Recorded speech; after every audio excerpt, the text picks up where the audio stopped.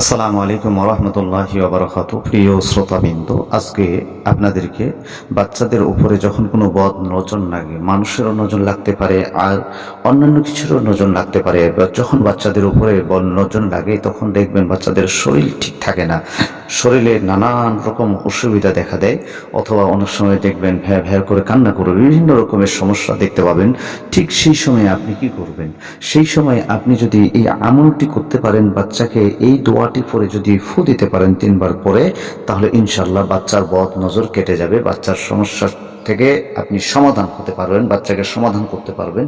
এই বদ নজর থেকে বাচ্চাকে বাঁচানোর জন্য আপনার বদ নজর লাগার পরও এটা করতে পারেন, আর বদ নজর না লাগার আগেই আপনি যদি বাচ্চাকে এই দোয়াটি পরে 3 বার ফু দিতে পারেন, তাহলে বাচ্চাকে আর বদ নজর লাগবে না, মানুষের নজর লাগবে না, অন্যান্য কিছুরও নজর লাগবে না। বা বদ নজর থেকে বাচ্চাকে রক্ষার জন্য, আপনার সুরক্ষার জন্য, ভালো রাখার জন্য আপনি এই আমলটা করবেন, এই দোয়াটি করবেন। ইনশাল্লাহ বাচ্চা খুব আপনার ভালো থাকবে এবং বাচ্চার বদ নজর থেকে সে এড়িয়ে থাকতে পারবে, বেঁচে থাকতে পারবে।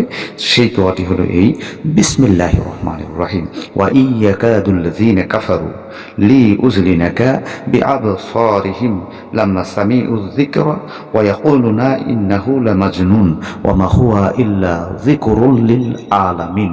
এই দোয়াটি আপনি 3 বার পাঠ করবেন।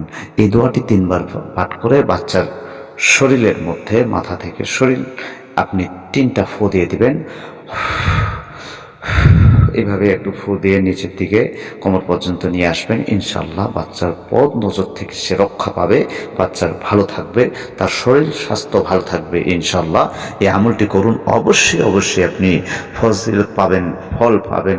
আর আমার এই চ্যানেলটিকে সাবস্ক্রাইব করে পাশে থাকবেন, আর বেল বাটনটি ক্লিক করতে ভুলবেন না। আসসালামু আলাইকুম ওয়া রাহমাতুল্লাহ।